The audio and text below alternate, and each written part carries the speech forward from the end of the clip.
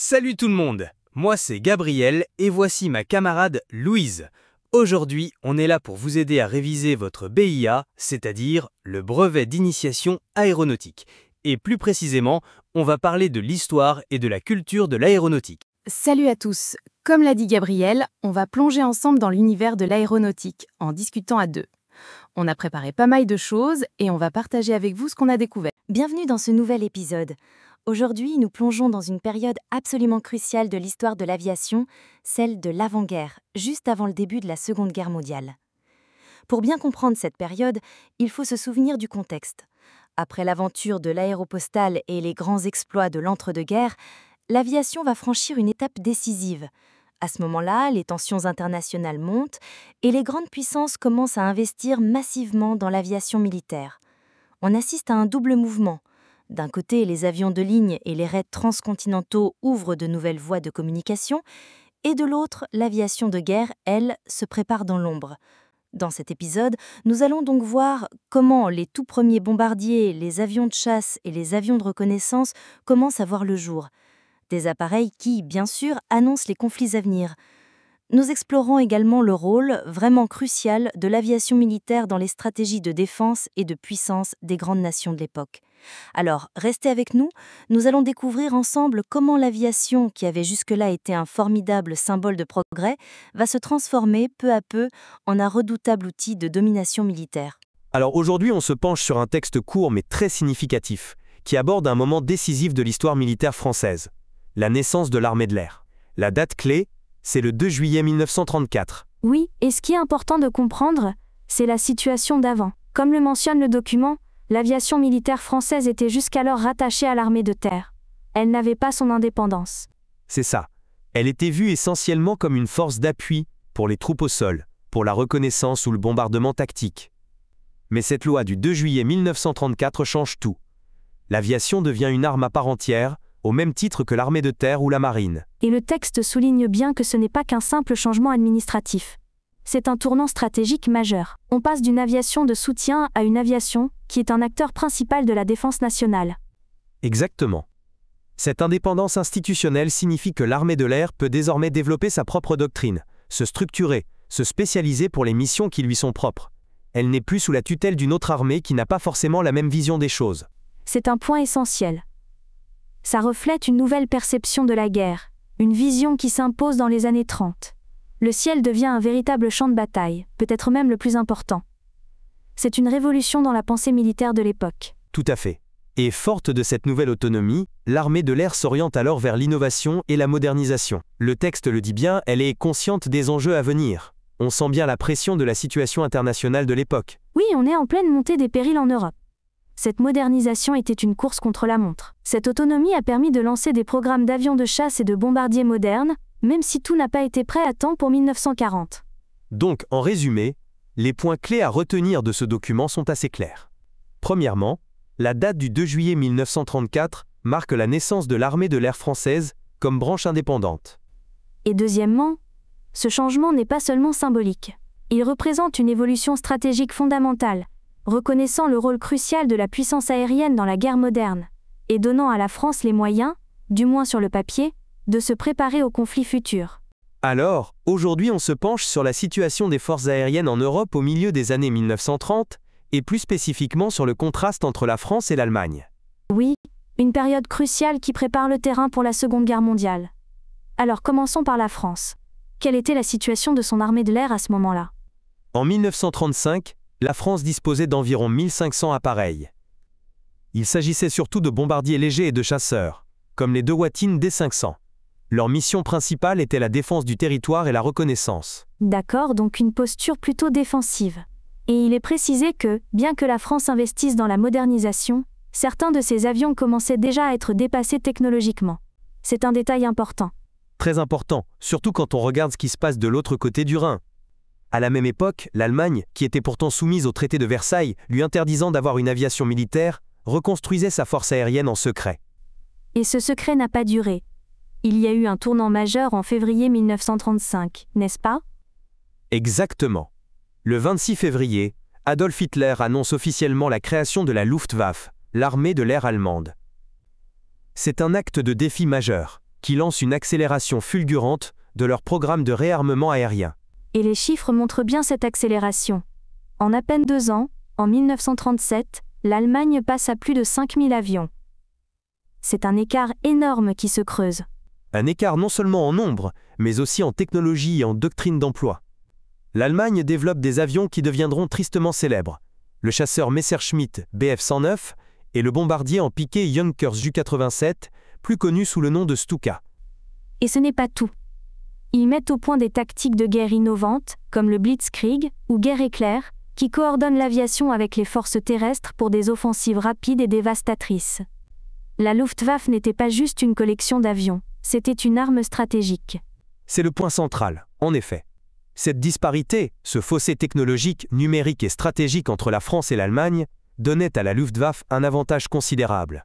C'est une situation qui annonce clairement les défis immenses auxquels la France et ses alliés allaient être confrontés quelques années plus tard. En résumé, on voit bien comment, à la veille du conflit, 2 philosophies s'opposaient.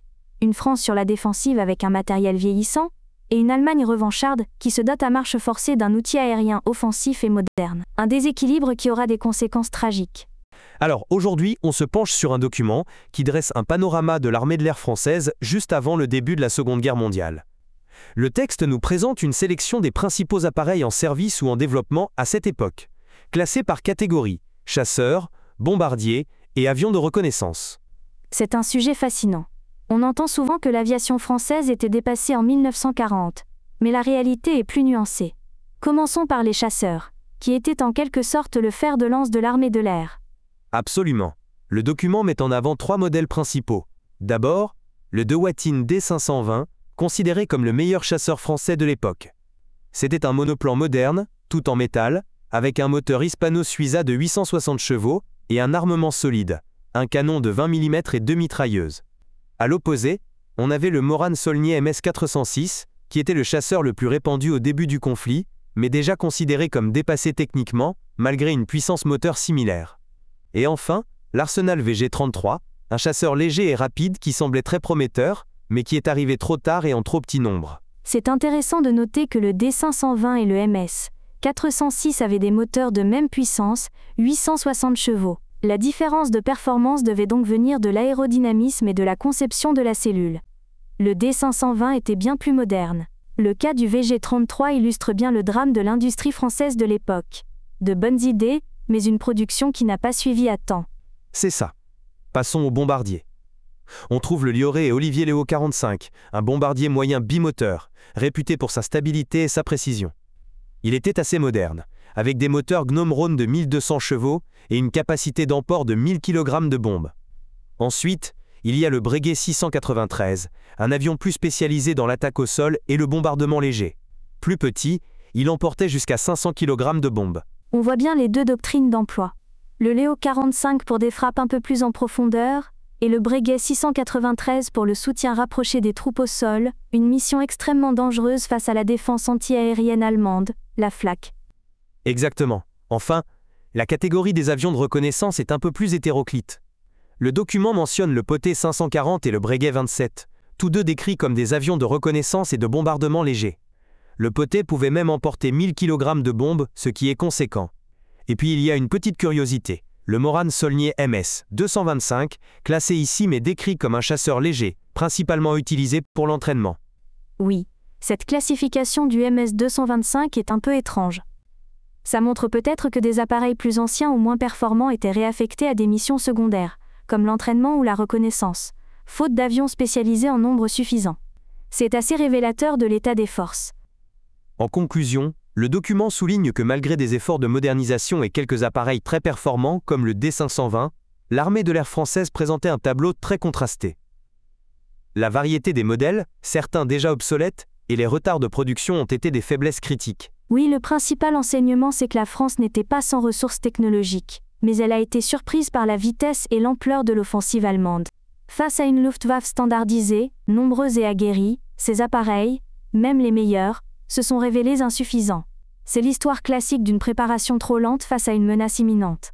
Alors, aujourd'hui, on va revenir sur un événement historique vraiment marquant, le bombardement de la ville de Guernica. Oui, un événement qui s'est produit le 26 avril 1937, pendant la guerre civile espagnole. C'est un moment clé pour comprendre la violence du XXe siècle. Absolument. Et le contexte est essentiel à rappeler.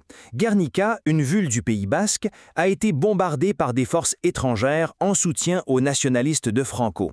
Il s'agissait de la Légion Condor allemande et de l'Aviazione Legionaria italienne. C'est un point crucial. Ce n'était pas juste une bataille de la guerre civile, mais une intervention directe de l'Allemagne nazie et de l'Italie fasciste. L'opération, nommée Opération Rügen, était en quelque sorte un terrain d'essai pour leurs nouvelles tactiques et technologies militaires. Exactement. Et le type d'armement utilisé est très significatif. On parle de bombes explosives et incendiaires. Le but n'était donc pas seulement de toucher une cible militaire, mais bien de raser la ville. D'ailleurs, le résultat est là.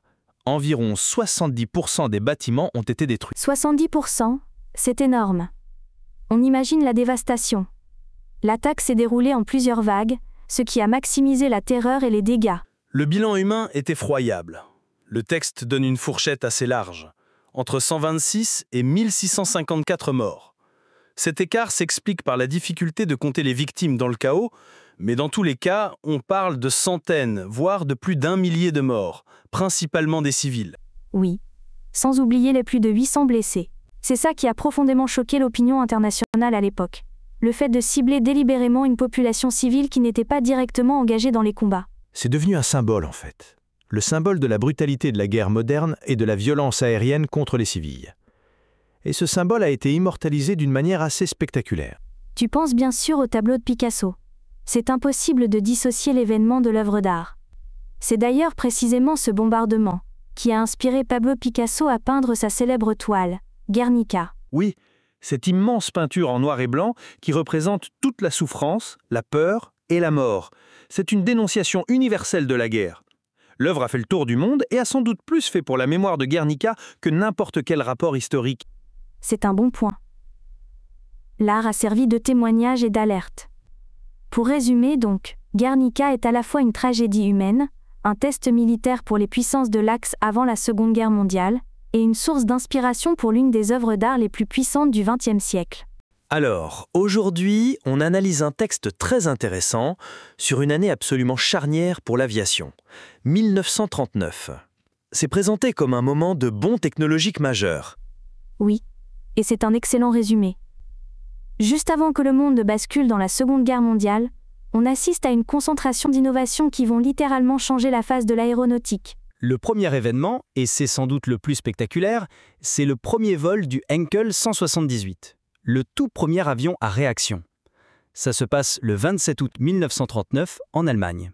Exactement. C'est un moment historique. L'avion est propulsé par un turboréacteur, le Henkel HES-3B. Il faut bien imaginer. Pour la première fois, un aéronef vole sans hélice, propulsé par un jet de gaz. C'est la naissance de l'aviation à réaction. Ce qui est fascinant, c'est qu'en parallèle de cette naissance, la technologie qu'on pourrait qualifier d'ancienne, celle des moteurs à piston, atteint elle aussi des sommets. Le document mentionne un record de vitesse. Oui, et pas n'importe lequel. Le pilote Fritz Wendel, sur un Messerschmitt Bf 109 spécialement modifié, atteint 755 km/h. C'est une vitesse prodigieuse pour l'époque. D'ailleurs, le texte précise que ce record tiendra près de 30 ans, ce qui montre à quel point cette performance était en avance. Donc, on a d'un côté une révolution qui commence et de l'autre, une technologie existante qui est poussée à son paroxysme. Mais le texte apporte une information cruciale pour la paternité de l'idée du réacteur. Tout à fait. Il mentionne l'ingénieur britannique, Frank Whittle. Et c'est un point clé.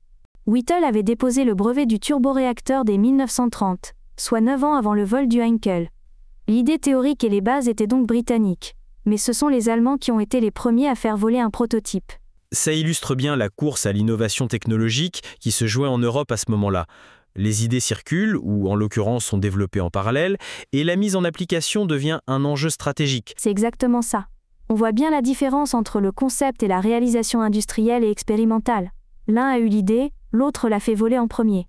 Ces deux événements sont indissociables pour comprendre la genèse du jet. En résumé, si on synthétise les points du document, l'année 1939 est vraiment un point de bascule. On a le premier vol à réaction qui annonce le futur et un record de vitesse avec un moteur à piston qui représente l'apogée d'une ère. Voilà. Et ces avancées, comme le dit bien le texte, ouvre la voie à tous les progrès qui vont suivre. D'abord dans le domaine militaire, avec des avions comme le Messerschmitt 262 pendant la guerre, puis bien sûr dans l'aviation civile après-guerre, qui va complètement transformer notre rapport au voyage et au monde. L'aviation avant la Seconde Guerre mondiale s'est véritablement redéfinie. Elle n'était plus uniquement une aventure humaine ou un moyen de communication, mais bien un outil stratégique clé dans un monde de plus en plus tendu. Les grandes puissances ont donc investi massivement dans le développement de l'aviation militaire, créant ainsi les bases des batailles aériennes à venir. Des avions de chasse aux bombardiers, chaque nouvelle avancée annonçait déjà les conflits qui allaient secouer le monde dans les années suivantes. En abordant cette période charnière, nous comprenons mieux comment l'aviation, en jouant un rôle croissant dans la préparation à la guerre, allait changer à jamais le visage des combats aériens. D'ailleurs, dans le prochain épisode, nous reviendrons sur les principaux événements aériens survenus pendant la Seconde Guerre mondiale et sur l'impact de l'aviation dans le cadre de ce conflit mondial.